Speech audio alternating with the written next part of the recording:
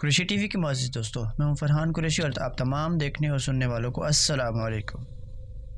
नाज़रीन ग्रामी, फ़िल्में, ड्रामे और सोशल मीडिया हमारी ज़िंदगी का एक हिस्सा बन चुके हैं। बेशतर अफराद को फ़िल्म देखना पसंद होता है। कुछ लोग मज़ाहिया फ़िल्में देखते हैं और कुछ लोगों को एक्शन फ़िल्में देखने में ज़्यादा मज़ा आता है। लेकिन कुछ लोग ऐसे भी होते हैं जिन्हें खौफनाक यानी हॉरर फ़िल्में देखना ज़्यादा पसंद होती हैं। फ़िल्म्स को डिज़ाइन करने में ख़ासी मेहनत दरकार होती है।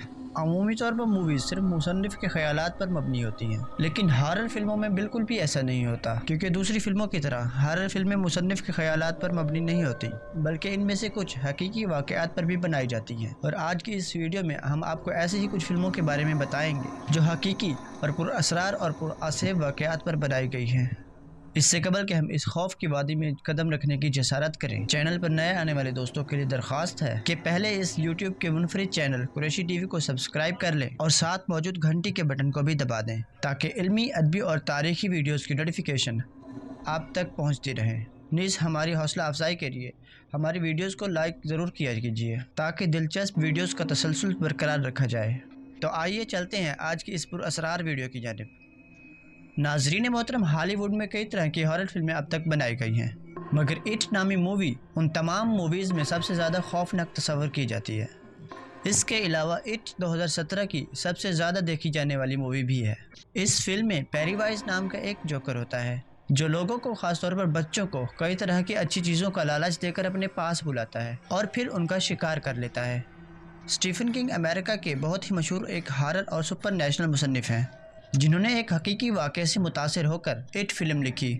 1972 में जॉन कैसी नाम का एक आदमी था जो पेशे से एक जोकर का काम करता था। ये शख्स आम जिंदगी में भी जोकर की गेटअप में रहता था और अनजाने अफराद को अपने घर में मदऊ किया करता था, क्योंकि उस वक्त लोग जोकर बहुत ज़्यादा मज़ाहिया इंसान समझते थे, इसलिए लोगों को उससे कोई ख़तरा महसूस नहीं होता था। यही वजह है कि अजनबी अफराद जॉन कैसी की गाड़ी में बिना किसी डर और खौफ के बैठ जाया करते थे, जिसके बाद ये उनको अपनी गाड़ी में बिठाकर घर ले जाया करता था और फिर मुख्तलिफ तरीक़ों से उनका कत्ल कर देता था और उनकी लाशों को अपने घर के पिछले हिस्से के सहन में दफन कर देता था, और जबकि कुछ लाशों को नदी में भी फेंक दिया करता था। 1972 से लेकर 1978 तक जॉन कैसी ने 33 अफराद की जान ले ली थी, जिसके बाद पुलिस ने चंद शवाहिद की बिना पर उसे गिरफ्तार कर लिया। तो जब उसे चेकअप के लिए अस्पताल मुंतकिल किया गया तो डॉक्टर ने बताया कि जॉन कैसी एक जहनी मरीज है, उसका दिमाग ठीक से काम नहीं कर रहा। डॉक्टर्स ने उसका इलाज किया और 1994 में जब उसकी बीमारी ठीक हुई तो उसे फांसी की सज़ा दे दी गई। इसके बाद स्टीफन किंग ने इसके ऊपर एक किताब लिखी और इसी किताब की मदद से इट फिल्म बनाई गई। इट फिल्म को बनाने के बाद जब रिलीज़ करने का कुछ वक्त आया तो बाज़ हकीकी जोकर्स ने इसके खिलाफ आवाज़ उठाई कि इस फिल्म को रिलीज़ न किया जाए, क्योंकि इस फिल्म को देखने के बाद जोकर्स और लिए लोगों के दिलों में बहुत बुरी तस्वीर बन जाएगी। लेकिन ये एक हकीकी वाक़या पर मबनी फिल्म थी, इसलिए एक मुट्ठी भर और कमज़ोर जोकर इस फिल्म को रिलीज़ होने से नहीं रोक सके। अगर आप ये फिल्म देखें तो आपके जहन में ये बात गर्दिश ज़रूर करेगी कि क्या दुनिया में कोई एक ऐसा भी जोकर मौजूद था जिसके अमाल और करतूत जानकर एक इंसान की रूह कांप जाया करती है। इस हवाले से आपकी राय क्या कहती है? कमेंट में हमसे ज़रूर शेयर कीजिएगा। अनामेला डॉल मूवी। मुअज़्ज़िज़ ग्रामी, 1970 में डोना नामी एक लड़की को उसकी सालगिरह पर गुड़िया बतौर गिफ्ट मिली। उस गुड़िया का नाम ऐना था। डोना को शायद मालूम नहीं था कि इस गुड़िया की शक्ल में इतनी ख़तरनाक चीज़ तोहफे में मिली है। हालांकि डोना की उम्र उस वक़्त 20 साल थी, लेकिन ये गुड़िया उसको बतौर सालगिरह का एक तोहफ़ा मिली थी, इसलिए ये गुड़िया उसको बहुत ज़्यादा पसंद आई। डोना अक्सर इस गुड़िया के साथ खेलती और वक्त गुजारा करती थी। एक दिन ये गुड़िया डोना के कमरे में अकेली एक कुर्सी पर रखी हुई थी, तो डोना को इसके पास से कागज़ का एक टुकड़ा मिला जिसके ऊपर लिखा हुआ था हेल्प मी। डोना को यह बात बहुत ज़्यादा अजीब लगी। उसे लगा कि शायद कोई इसके घर में घुसकर उसे डराने के लिए कोई ऐसी शरारत कर रहा है। इस बात का पता लगाने के लिए डोना ने अपने घर के दरवाज़ों और खिड़कियों पर टेप लगा दी, ताकि कोई खिड़की और दरवाजे से जो गुज़र कर आए तो टेप उतर जाए, जिससे उसे पता लग जाए कि ये शरारत कौन कर रहा है और आखिर वो कौन है जो उसे डराना चाहता है। लेकिन हैरानगी की बात यह थी कि अगले दिन वो तमाम टेप्स खिड़कियों और दरवाज़ों पर वैसे ही लगी हुई थी, लेकिन डोना के पास उसी तरह का एक कागज़ का टुकड़ा पड़ा हुआ था जिस पर लिखा हुआ था हेल्प मी। इस वाक़े के बाद उसके घर में और भी कई पुरअसरार वाक़यात होना शुरू हो गए, जैसा कि अजीब व गरीब आवाज़ें आना और दरवाज़ों और खिड़कियों का खुद ब खुद खुल जाना और बंद हो जाना। तो डोना ने पैरानॉर्मल एक्सपर्ट एड और नोरिल को अपने घर बुला लिया।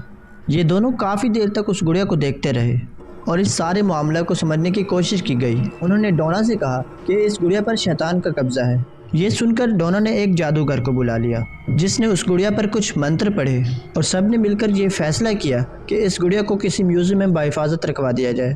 इस मकसद के लिए ओकल्ट म्यूज़ियम का इंतखाब किया गया जो कि अमेरिका में वाक़ है। कहा जाता है कि आज भी उस म्यूज़ियम की इंतज़ामिया यह दावा करती है कि एनाबेला गुड़िया के साथ अक्सर पुरअसरार वाक़यात पेश आते रहते हैं।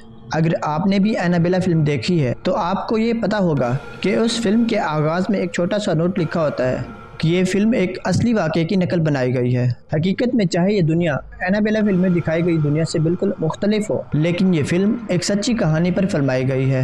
मुअज़्ज़िज़ नाज़रीन, एनाबेला एक अकेली गुड़िया नहीं है जिस पर कोई फ़िल्म बनी हो। रॉबर्ट अटॉल नामी फ़िल्म की कहानी भी एक हकीकत पर मबनी है। कहानी का हकीकी किरदार रॉबर्ट ह्यूजन है।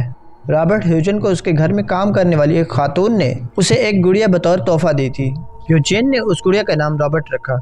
जिस दिन ये गुड़िया उसके घर आई उस दिन से यूजीन के घर में अजीबोगरीब वाक़यात रूनुमा होना शुरू हो गए। जादू टोने पर महारत रखने वाले अफराद का मानना है यूजीन के घर पर काम करने वाली उस खातून ने इस गुड़िया पर जादू टोना करके यूजीन को ये गुड़िया तोहफे में दी थी।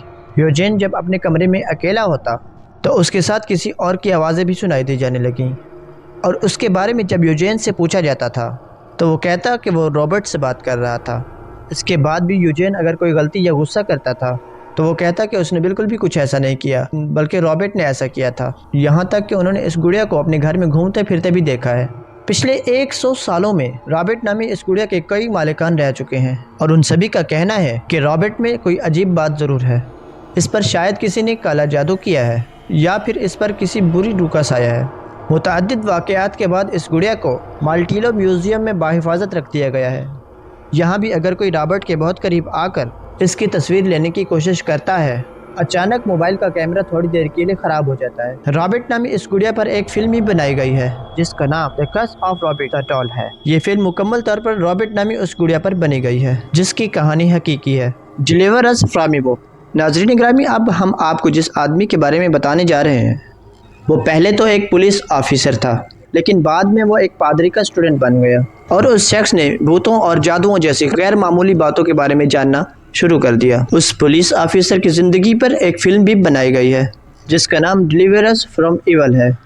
इस आदमी का नाम रैलिफ है। रैलिफ का कहना है कि उसने अपनी ज़िंदगी के इन सालों में कई गैर मामूली हादसे और वाक़यात देखे हैं जो कि एक आम इंसानी की सोच से बालातर हैं। रैलिफ ने खुद कहा कि जब मैं पहले एक पुलिस ऑफिसर था तो मैं अगर ऐसे वाक़यात के बारे में कुछ सुनता भी था तो उसे झूठ समझकर नज़रअंदाज कर देता था, लेकिन उनके साथ जब कुछ ऐसे हादसात पेश आने लगे तो वो ये सोचने पर मजबूर हो गए कि क्या वाकई कुछ गैर मामूली ताकतें इस दुनिया में मौजूद हैं जो कि इंसानी अकल से बालातर है। इस बात का पता लगाने के लिए रैलिफ ने अपनी पुलिस की नौकरी को खैराबाद कह दिया और एक माहिर और मशहूर पादरी का शागिर्द बन गया जो कि एक पुरअसरात अमलियात और जादू टोने का माहिर माना जाता था। इसके बाद रैलिफ पैरानॉर्मल एक्टिविटीज़ के बारे में सर्च करने लगा। आज रैलिफ इन बातों पर यकीन भी करता है। रैलिफ का मजीद कहना है कि इसकी ज़िंदगी पर जो फिल्म बनाई गई है ये दिखने में जितनी खौफनाक है, मैंने इससे भी ज़्यादा खौफनाक और गैर मरई मखलूक़ात को जिंदा और अपनी आंखों से देख रखा है। इस फिल्म में दिखाए गए कई हादसा उस शख्स की ज़िंदगी में पेश आ चुके हैं। रैलिफ ने एक किताब भी लिखी है जिसका नाम बिवेयर द नाइट है, जिसमें रैलिफ ने अपनी ज़िंदगी में पेश आने वाले तमाम तर हादसात को उसी तरह लिखा है। और अगर आपको भी कभी ये किताब पढ़ने का इत्तफाक हो तो इसमें कई ऐसे वाक़यात और हादसात दर्ज हैं जिनको पढ़कर आपके रोंगटे खड़े हो जाएंगे और आपका दिमाग इस बात को तस्लीम किए बगैर नहीं रह पाएगा कि इस दुनिया में ऐसी ताकतें भी मौजूद हैं जिनके बारे में हम आज भी अनजान हैं। दोस्तों, हमें पूरी उम्मीद है कि आज की ये हमारी वीडियो आपको बहुत पसंद आई होगी। अगर हमारी वीडियो आपको पसंद आई है तो इसको लाइक और सब्सक्राइब करते हुए अपने दोस्तों के साथ भी ज़रूर शेयर कीजिए और कमेंट बॉक्स में वीडियो के हवाले से अपनी राय भी ज़रूर पेश कीजिएगा। आज की वीडियो में बस इतना ही। अगली वीडियो तक अल्लाह निगहबान।